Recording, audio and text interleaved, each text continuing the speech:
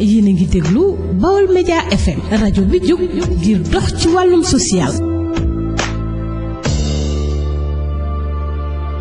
fii ci Ndakaaru foofu nga xam ne Ousmane Sonko ak Abdoulaye Wade dañ doon gisee ngir waxtaan ñu ngi en direct ak sunu reporter Seydou Nourou Ba ñu ngi lay nuyu. di la fay Mamadou Amar. ndax Ousmane Sonko commencé na wax. moo ngi nii ñu ngi xàll yoon wi. oui ñu ñëw taxaw waxtaan ak askan wi moom la ñu xaar moom la ñu déglu. ñu taxaw ñëpp ak na armée taxaw seen i caméra ak seen i micro mu ngi ni benn na ñu la jëm si. waaw mu ngi ànd ak Cheikh Goudiaby Atepa Boubacar Camara bu fi waaw. Abdoulaye Wade dem na. waaw dem na encore rek moo génn waaw défense nationale quoi nekk ci waaw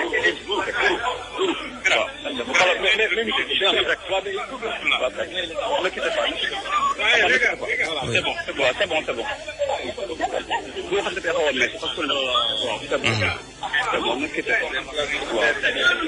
danañu xam. waaw waaw loolu la c'est normal. oui. voilà ñu fàttali ne Seydou Nourou Ba moo nekk en direct waaw. d'accord.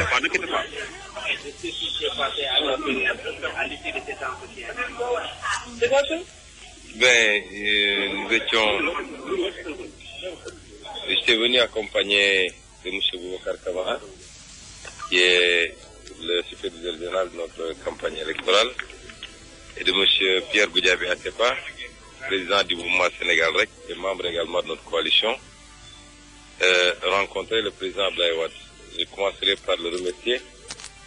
pour le temps qu'il nous a accordé, puisque son calendrier est très chargé, et formuler des prières pour lui. Je crois qu'à son âge, encore être là sur le terrain du combat politique, il faut le faire. Et nous prions pour que Dieu lui prête longue vie et surtout bonne santé. Et au-delà de lui, de remercier tout le Parti démocratique sénégalais, dont il est le secrétaire général, pour cette ouverture vis-à-vis de notre coalition. Parce qu'on parle désormais de la coalition, non pas de Sonko en tant que personne ou de PASTEF en tant que parti. Nous nous sommes longuement entretenus, comme souvent c'est le cas avec le président Abdoulaye Wade. Et cet entretien a été très très riche pour nous. Il nous a encore prodigué de ses conseils, longuement, par rapport à son expérience et son expertise politique. Vous savez tous qu'on n'est pas nous-mêmes sur la scène politique depuis très très longtemps. Et avoir la chance de discuter avec le président Abdoulaye Wade, qui a fait une longue et riche carrière politique, c'est toujours bénéfique pour nous. Nous avons aussi beaucoup discuté du processus électoral et des enjeux qui tournent autour de ce processus électoral, mais aussi et surtout des écueils qui ne manqueraient pas d'être sur le chemin de l'opposition dans sa globalité, et particulièrement des candidats issus de l'opposition. Nous avons entendu les arguments du président Abdoulaye Wade, qui a pris le temps de nous les détailler, de nous les expliciter, et nous les avons bien compris, parce qu'effectivement, c'est le combat que toute l'opposition mène depuis plusieurs mois, voire même années maintenant, pour la transparence du processus électoral. Relativement au fichier électoral lui-même, qui n'est jusqu'à présent disponible pour aucun opposant de ce pays, ni pour la société civile également. Les cartes d'électeurs qui sont encore en souffrance, qui n'ont pas encore été livrées à leurs destinataires.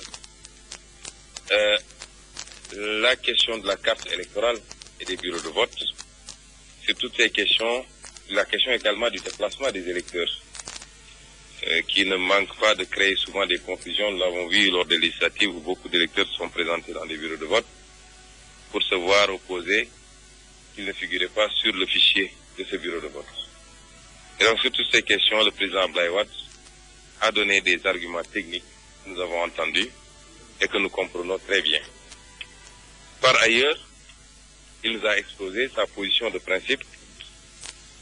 qui est une position que nous, autour de laquelle d'ailleurs nous nous solidarisons. Cette position, c'est que le Parti démocratique sénégalais a été injustement écarté du processus électoral, de la course à la présidentielle. Et ça, dans toutes nos déclarations depuis la proclamation de la liste définitive, nous l'avions nous-mêmes dit à haute voix que le Conseil constitutionnel a écarté des candidatures, dont celle de Karim Meïssa Wade, mais également celle de Khalifa Sall, sur aucune base, de la même manière qu'il a écarté des dizaines d'autres candidatures à partir d'un parrainage que personne ne comprend, que personne ne connaît, puisqu'ils sont les seuls à procéder à la vérification des parrains sans associer les candidats ni leurs experts. Donc, nous avons manifesté nos solidarités au président Abdoulaye Wade et au PDS et nous nous félicitons qu'il ait décidé de mener ce combat sur ces deux fronts. En tout cas, nous sommes tout à fait prêts à l'accompagner et à être tout à fait solidaires par rapport à ce combat de principe, par rapport à ce combat juridiquement fondé, constitutionnellement établi, et toute la coalition dont j'ai la chance d'être le candidat sera solidaire par rapport à ce combat. Peut-on s'attendre à une coalition entre le Parti démocratique sénégalais et la coalition Sonko président? Ben, ceci n'est pas encore à l'ordre du jour. Je pense que si on a aujourd'hui l'apport du président Abdoulaye Wade et du PDS, déjà sur le premier volet, qui est extrêmement important, c'est-à-dire que nous puissions avoir une élection transparente, que nous puissions aller vers une élection, quelle que soit la période ou la date de cette élection-là, mais qu'on y aille de manière transparente, c'est-à-dire en réglant toutes les questions qu'on a déjà soulevées, mais une élection aussi qui puisse permettre à tous les candidats qui remplissent les critères conformément à la Constitution de pouvoir y participer, et que le jeu démocratique détermine après le choix des électeurs. Le jeu démocratique et le choix des électeurs puissent être le seul référent pour déterminer le candidat sur lequel le choix des Sénégalais s'est porté. Évidemment, si on a l'apport du président Abdoulaye et du PDS, qui ne sont pas des nés en politique, dans la politique sénégalaise, qui reste l'une des plus grandes formations, sinon la plus grande formation politique du Sénégal, c'est déjà quelque chose d'extraordinaire et de formidable pour nous. Et pour le reste, vous savez, le président Abdoulaye et moi-même entretenons une relation directe. Nous allons continuer à discuter à toutes les étapes du processus pour évaluer ce qui est en train de se passer, et voir dans quel sens orienter le combat que nous voulons mener ensemble pour le Sénégal. Mais une possible alliance n'a pas été au rendez-vous, entre le PDS, bien sûr, et la coalition 5 2019. Est-ce qu'une possible alliance a été au rendez-vous des débats? Ce n'était pas à l'ordre du jour. Vous savez que le PDS est dans son combat de principe. Le PDS n'est pas, pour le moment en tout cas, dans une dynamique de soutien d'un candidat. En tout cas, c'est ce que je crois comprendre. Le PDS, mais bien évidemment, nous aurions bien souhaité avoir le soutien du PDS et du président Abdoulaye Wade. Est-ce que vous avez formulé la demande? Je dis que ce n'était pas à l'ordre du jour de cet entretien. Vous savez que nous avons entendu le président Abdoulaye Wade faire une déclaration, appeler à des positions et dire qu'il va rencontrer les 4 candidats de l'opposition pour leur proposer, lui, un plan d'action par rapport au diagnostic qu'il a fait. Et la discussion d'aujourd'hui a tourné autour de ça. Bien entendu, nous avons nous-mêmes offert un exemplaire de notre programme au président Abdoulaye Wade pour lui permettre d'en prendre connaissance et de voir jusqu'à quelle mesure il y a des convergences entre ses vues et ce que nous voulons pour le Sénégal. Mais comme je vous l'ai dit, nous aurons d'autres entretiens avec le président Abdoulaye Wade, qui lui-même a manifesté toute son ouverture et sa disponibilité à nous recevoir à tout moment du jour et de la nuit pour qu'on puisse s'entretenir de toutes les questions. Mais une alliance de contre-nature, car Maître Abdoulaye Wade était au devant de la scène, il fait partie du système. Ousmane Sonko se réclame un anti-système. Qu'est-ce que vous allez répondre? je vous ai dit que ce n'était pas à l'ordre du jour. Donc si c'était à l'ordre du jour, je pourrais répondre à cette question. Voilà, vous êtes solidaire à son combat. Son combat, c'est que les élections ne se tiennent pas. Cela veut dire que vous adhérez à ce combat. Je dis que nous sommes solidaires au combat de tous ceux qui ont été injustement écartés du processus électoral. C'est déjà extrêmement important. Et nous-mêmes dans notre coalition, je suis accompagné de 2 candidats à la candidature qui eux-mêmes ont été sur un autre registre écartés de la course par le parrainage.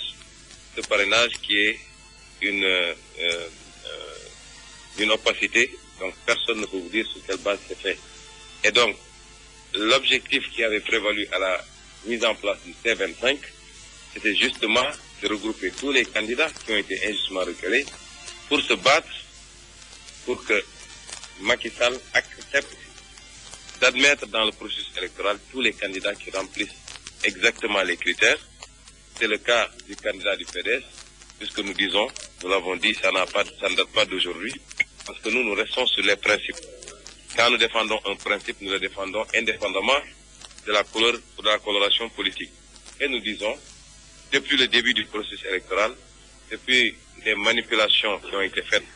sur la Constitution et sur le code électoral pour y introduire des dispositions qui visent exclusivement à exclure une personne, alors qu'une loi doit être générale et impersonnelle, nous avons toujours eu les mêmes positions que nous ne pouvons pas admettre et accepter cela. Si ça tombe sur Karim Wade aujourd'hui, demain ça peut tomber sur Ousmane Sonko. Souhaiteriez-vous que le Parti démocratique sénégalais vous soutienne? Bien sûr, nous le souhaitons. Vous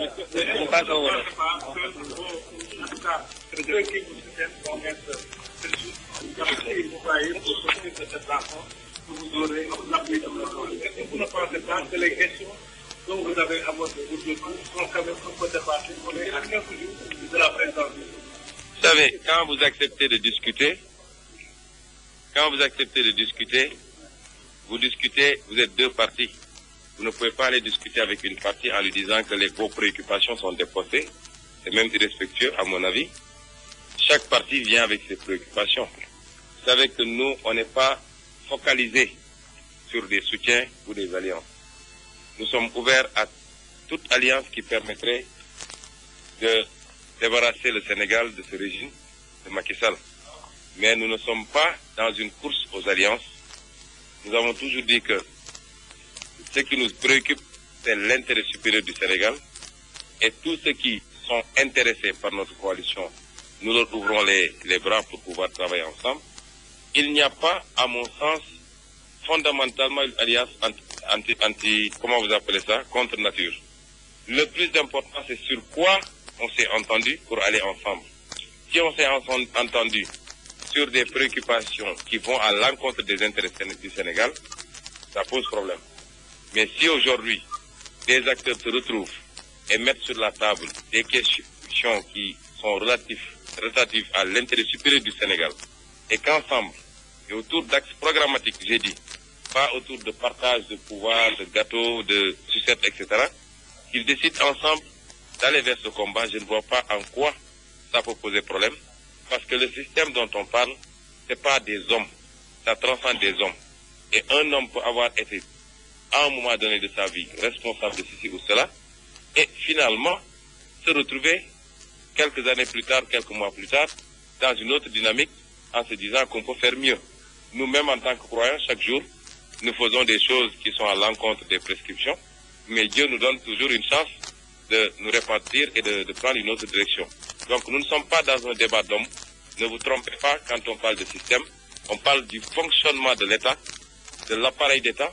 mais ce n'est pas des hommes qui sont visés. Et les Sénégalais, certains font cette confusion en tout cas, en disant que vous ne pouvez pas être avec tel ou tel parce qu'il était. Nous pensons que c'est une vision assez réductrice de ce qui est le système. Je peux donner des références, des exemples. Si aujourd'hui, prenons simplement en matière de religion, la religion islamique, des gens qui ont combattu des prophètes se sont retrouvés plus tard aux côtés de ces prophètes et ont joué un grand rôle pour le triomphe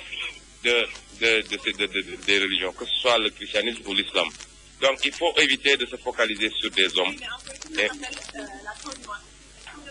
Non, d'habitude, la transhumance, on parle de ceux qui sortent des zones arides pour aller là où il y a de l'herbe à brouter. Mais entre opposants, je ne pense pas qu'il soit question de transhumance. J'ai jamais dit ça, j'ai dit ce que vous appelez transhumance. Même dans le monde animal, excusez-moi du terme, c'est quand les bergers se rendent compte qu'il n'y a pas, les pasteurs se rendent compte qu'il n'y a pas suffisamment à brouter là où ils sont pour leur bétail et qu'ils migrent vers des endroits beaucoup plus verts pour permettre à ce bétail-là de s'alimenter.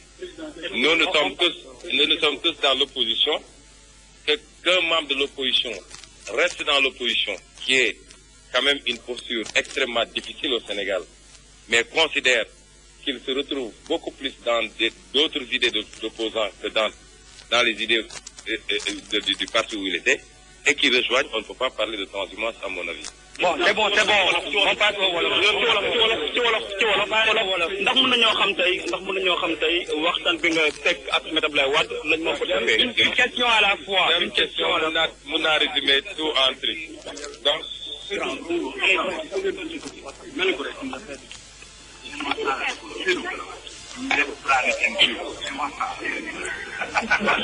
ñuy xaar nag Ousmane Sonko mu tënk li mu jot a yëkkati ci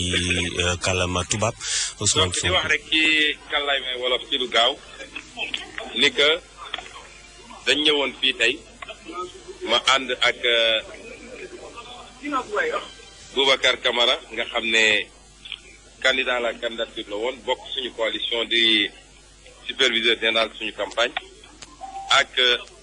Pierre Goudiaby Atepa nga xam jarul ma koy présenter Sénégalais yi président du mouvement Sénégal rek moom it suñu coalition la bokk ñu ñu woon daje ci ak président Abdoulaye Wade Sénégal yëpp xam nañu cofeel gi ma am man sama digganteeg président Abdoulaye Wade cofeel googu du affaire politique ndax su dee waxu politique rek président Abdoulaye Wade bi ma xamanteeg moom ak léegi defe naa su gën saa bëri ak genn wàll la def waaye cofeel bi ñu am bi ma am sama digganteeg moom mun naa ne cofeelu doom ak maamam la waaye cofeelu koo xam ne am na lu bëri loo xam ne bokk nañ ko ci gis-gis ndax gis nañu combat politique am 1974 ba léegi gis nañ it bi ko yàlla dénkee réew mi ni mu yore wala yenn xeex yi nga xam ne mu ngi ko doon xeex pour firi Sénégal wala dindi mu jaam bi nga xam ne mu ngi dox ci nekk ci ndodd Sénégal ba tey ku xam nag ñun suñu xeex ci politique xam ni li ko lal mooy patriotisme mooy nu ñuy def ba bu mu jaam googu ñu dindi ko fi kon yàgg ngeen ma dégg ma ne moom mooy li gën li ñu mës a am ci président de la République te loolu xaaruma ba tey ma koy wax gis nañ ko mu ñëw balaa muy ñëw sax jëkk nañ koo dégg bi muy nekk Paris mu am déclaration bu mu def daal di woo nag toute l'opposition sénégalaise rawatina ñi nga xam ne tey ñooy ñeenti candidats yi ci opposition bi mu ñëwee waxaat na lu mel noonu waaye it am na ay seede yu rafet yoo xam ne wax na ko ci sama jëmm man kon su dul woon dara rek ak Abdoulaye Wade li mu représenté ci Sénégal ak ci àdduna wàcc aéroport ñuy sénégalais yu bëri ci acteurs politiques yu bëri ay centaines ci ay candidats yu bëri mu yëkkati ay seede yu rafet wax ko ci man mii nga xam ne maa mujjee ñëw ci géewu politique bi loolu rek waroon na tax ma bàyyi sama yëpp ñëw seet si ko saafoonteeg moom nuyonteeg moom gërëm ko it ci kàddu yu rafet yooyu mu wax ci sama jëmm ji. biñ ñëwee waxtaan it li nga xam ne waxoon nañ dina ko waxtaan ak ñeenti candidat opposition yi loolu lañu waxtaan mu gaaral ñu li nga xam ne moom la gis bi ci njëkk mi ngi jëm ci seen candidat ñoom ci Karim Meïssa Wade dañ ko xañ élection bi ci loo xam ne teguwul ci yoon loolu nag man defe naa bi liste yi génn ba léegi télé bu ma mës a waxal rajo bu ma mës a waxal wala émission bu ma mës a def waxee naa ko noonu li jëm ci Karim Meïssa Wade ak li jëm ci Khalifa Sall kon xaaruma ba waa PDS wax ko ma koy doog a wax ñaareel bi wax na ni loolu ñoom seen xeex la fi mu toll nii muy parti démocratique sénégalais te am nañu te looloo tax mu dellu si Sénégal te am nañu ay stratégie yoo xam ne wala programme boo xam ne dinañ ko def pour wéyale xeex boobu nun nag nee nañ leen lépp luy xeex injustice fii Sénégal jàpp naa ni li ñu Sénégalais yi di gën a màndargale sax mooy bañ lu dul dëgg bañ nooteel ak bañ injustice kon képp koo xam ne teg nañ la injustice moo xam bokk nañu parti bokkuñu parti moo xam déggoo nañu déggoowuñu kuy xeex dëgg da nga koy xeex par principe mais doo ko xeex parce que diw laa faral wala diw moom laa bokkal ñu ne donc di xeex boobu bu soobee yàlla nañu ci ànd pour xeex parce que Macky Sall ci injustice dëkk te ku seetaan injustice dal sa morom tey nga jàpp ni yow la arrangé ba yow sa yoon newu ci bis bu paree ci kooka boo moytul ci yow la jëm ci ne ko nañu ànd ci xeex boobu bu soobee yàlla ñaareel bi mu wax nag ci processus électoral bi nga xam ne moom ak ay nitam ay expertam liggéey nañ ci ba génnee ay firnde yu wane ni moom Macky Sall dafa bëgg a jaar ci loolu pour luubal élection yi loolu nag ku koy xeex xanaa soo koy xeexal ñu ko ku ci ëpp intérêt mooy ñun ñi nga xam ne tey candidat lañu ndax ñun ñoo ëpp intérêt élection bi jaar yoon parce que ñun xam nañu bu élection bi jaaree yoon Macky Sall mënul gagner élection ci Sénégal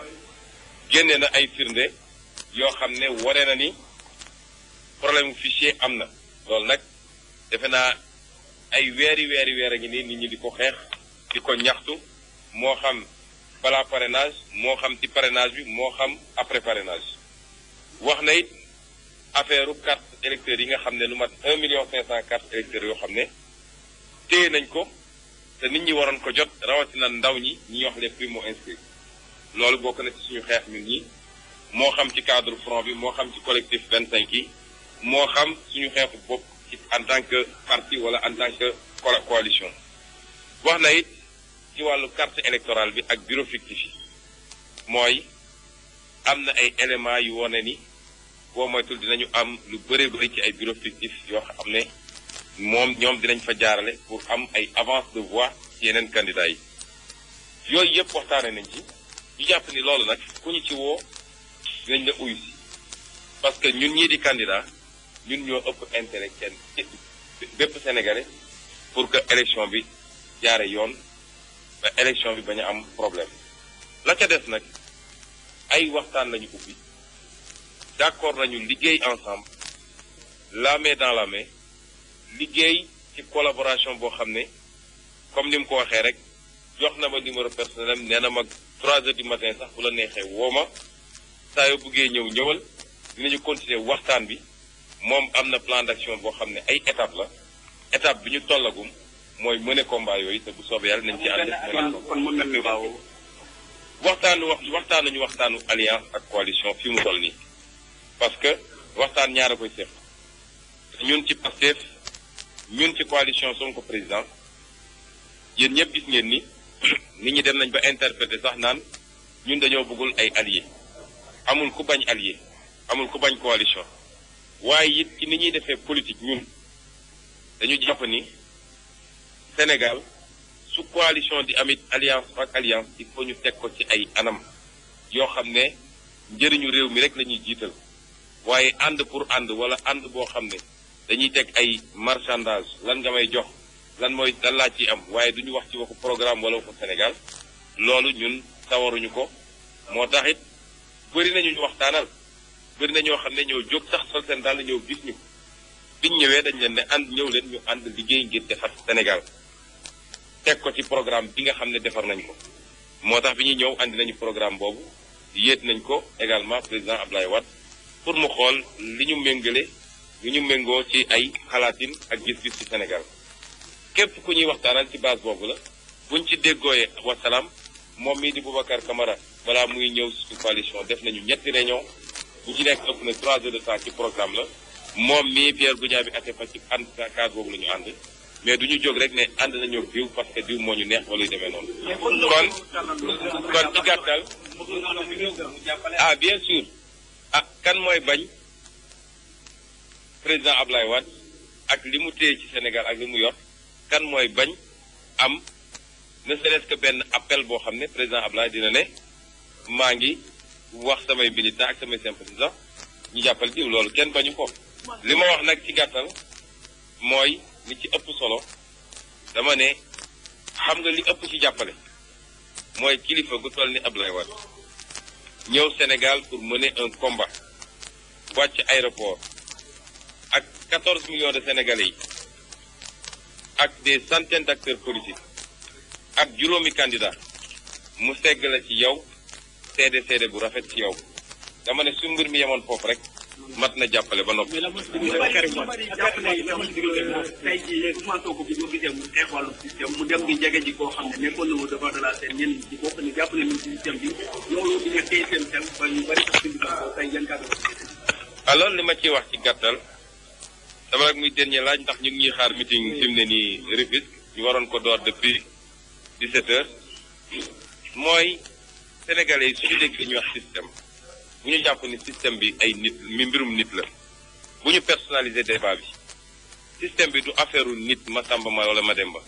nit liggéey na ci état wala ci administration wala ci politique ba jóge fa te musul yàq dara ci Sénégal musul yàqal dara Sénégal bu ñu wax système bi ci gis-gis la ak ci programme ak ci doxalin loolu mooy système bi kon notion de système nañ ci xalaat bu baax dama joxe léegi ci nasaraan exemple ne leen même su doon sax nit bokkoon na ci système bi te def fa lu mu foorul def mun na dem ba gis ni lii ndekete woon du loola mu daal di xoolaat boppam daal di dellu siwaat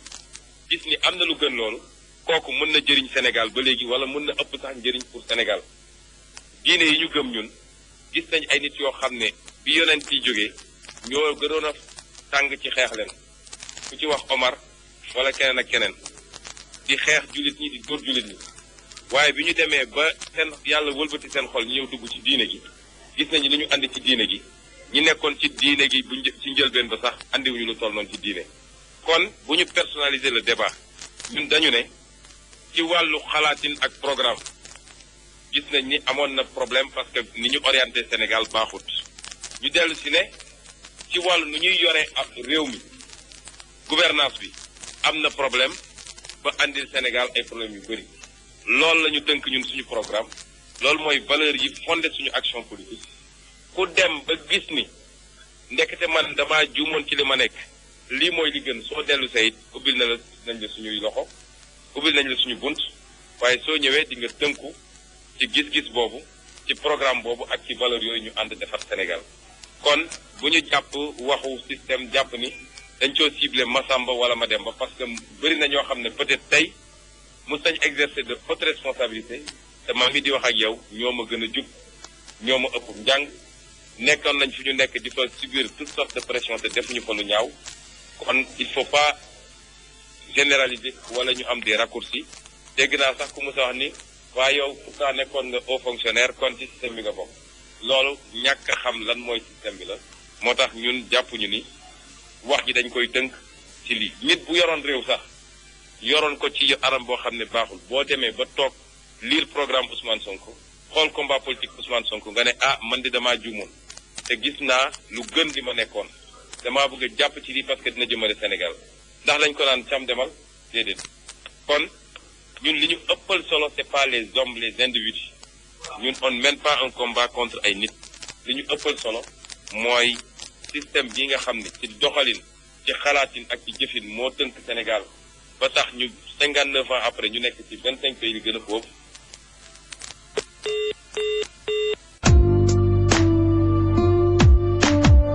yéen a ngi déglu Baol Média FM rajo bi jóg ngir dox ci wàllum social.